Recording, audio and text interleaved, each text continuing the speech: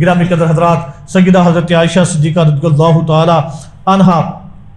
آپ نے ایک دن حضور اکرم صلی اللہ علیہ وسلم کی خدمت میں عرض کیا، رسول اللہ صلی اللہ علیہ وسلم آپ میرے لیے دعا کریں۔ کریم آقا جناب محمد مصطفیٰ صلی اللہ علیہ وسلم نے دعا فرمائی کہ اللہ رب العزت تیرے اگلے پچھلے اور اللہ رب العزت تیرے ظاہراً اور باطناً جتنے بھی گناہ ہیں اللہ رب العزت ان کو معاف فرما دے۔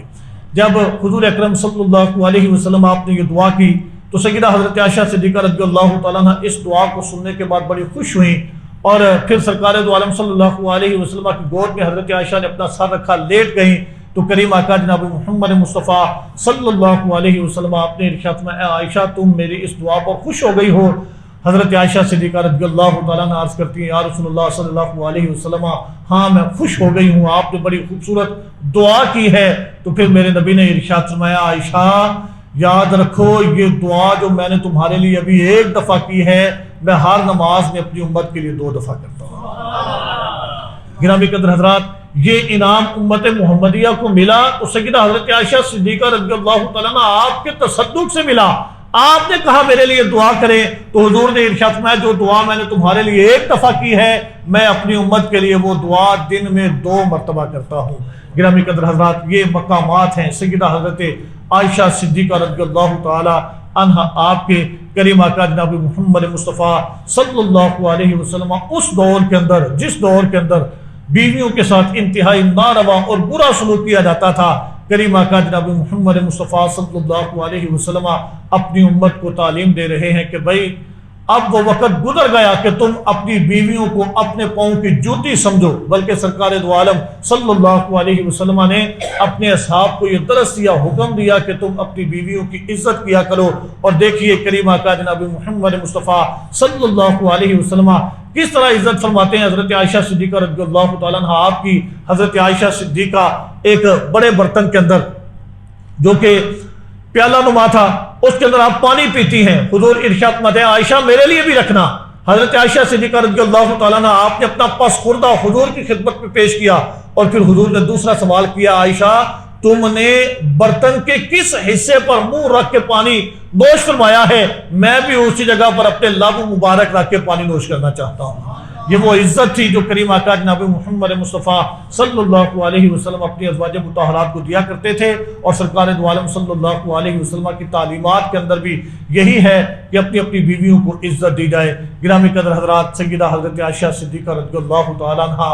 آپ کو یہ اعزاز اور مقام بھی حاصل ہے کہ سیدہ حضرت عائشہ صدیقہ رضی اللہ تعالیٰ عنہ فرماتی ہیں جب سرکار دو عالم صلی اللہ علیہ وسلم کی روح قبض کی گئی تو سرکار دو عالم صلی اللہ علیہ وسلم کا جو سر مبارک تھا وہ میرے سینے کے ساتھ لگا ہوا تھا، اور آپ فرماتی ہیں مجھے یہ اعزاز بھی حاصل ہے کہ جب سرکار کے وصال کا وقت بالکل قریب تھا تو میرا لعاب سرکار کے لعاب کے ساتھ بس کرتا ہے۔ وہ اس طرح کہ حضرت عبد الرحمن اپنے ہاتھ میں مسواک لیے حضور کی تیمارداری کے لیے حاضر ہوتے ہیں تو سرکار دو عالم صلی اللہ علیہ وسلم کو مسواک بڑی پسند تھی۔ سرکار دو عالم صلی اللہ علیہ وسلم بار بار مسواک کی طرف دیکھتے ہیں تو سیدہ حضرت عائشہ صدیقہ سمجھ جاتی ہیں، اور پھر حضرت عائشہ صدیقہ رضی اللہ تعالیٰ عنہ اس مسواک کو لے کے اپنے منہ میں رکھ کے چبا کے نرم کر کے حضور اکرم صلی اللہ علیہ وسلم کو پیش فرماتی ہیں۔ اس طرح حضرت عائشہ صدیقہ رضی اللہ تعالیٰ عنہ فرماتی ہیں کہ میرا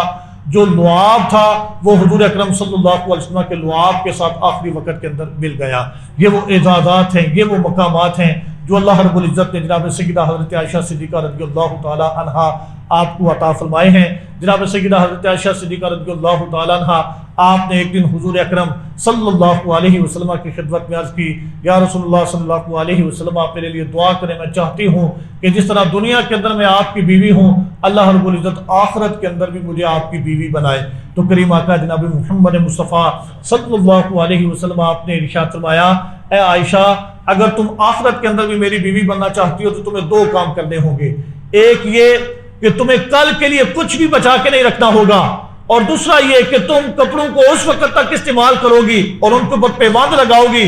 جب تک کہ ان کے اوپر پیوند لگ سکتے ہوں۔ اور حضرت عروہ بن زبیر رضی اللہ تعالیٰ عنہ آپ ارشاد فرماتے ہیں، خدا کی قسم میں نے سیدہ حضرت عائشہ صدیقہ رضی اللہ تعالیٰ عنہ آپ کو دیکھا کہ آپ نے 70,000 درہم غرباء، فقراء، یتیماں، مساکین کے اندر تقسیم فرمائے۔ اور اس وقت آپ کی اپنی کیفیت یہ تھی، آپ نے اپنے جسم کے اوپر جو کپڑے پہن رکھے تھے ان کی حالت یہ تھی کہ ان کے دامن کے اندر پیوند لگے ہوئے تھے۔ یہ سیدہ حضرت عائشہ صدیقہ رضی اللہ تعالیٰ عنہ آپ کا معمول مبارک تھا۔ اور حضرت عبداللہ بن زبیر رضی اللہ تعالیٰ عنہ آپ نے ایک دفعہ 1,00,000 درہم سیدہ حضرت عائشہ صدیقہ رضی اللہ تعالیٰ عنہ آپ کی خدمت میں بھیجے۔ سیدہ حضرت عائشہ صدیقہ رضی اللہ تعالیٰ عنہ ان دراہم کو اپنے سامنے رکھ کے غرباء، فقراء، یتیما کو تقسیم کرنا شروع کر دیتی ہیں، یہاں تک کہ ان میں سے 1 درہم بھی آپ پیچھے بچا کے نہیں رکھتی۔ شام کو جب افطاری کا وقت ہوتا ہے، آپ اپنی باندی سے، خادمہ سے کہتے ہیں جاؤ کھانے کے لیے کچھ لے آؤ، اور آپ کی جو خادمہ تھی وہ آپ سے کہتی ہے، شکوہ کرتی ہے کہ اماں جی اگر آپ نے دن کے اجالا کے اندر کبھی 1 درہم بھی بچایا ہوا ہوتا تو آج اس سے ہمارے گھر میں گوشت پک جاتا، آپ بھی گوشت کھا لیتی، میں بھی گوشت کھا لیتی۔ یعنی یہ تھا تقویٰ، پرہیزگاری جو کہ جناب سیدہ حضرت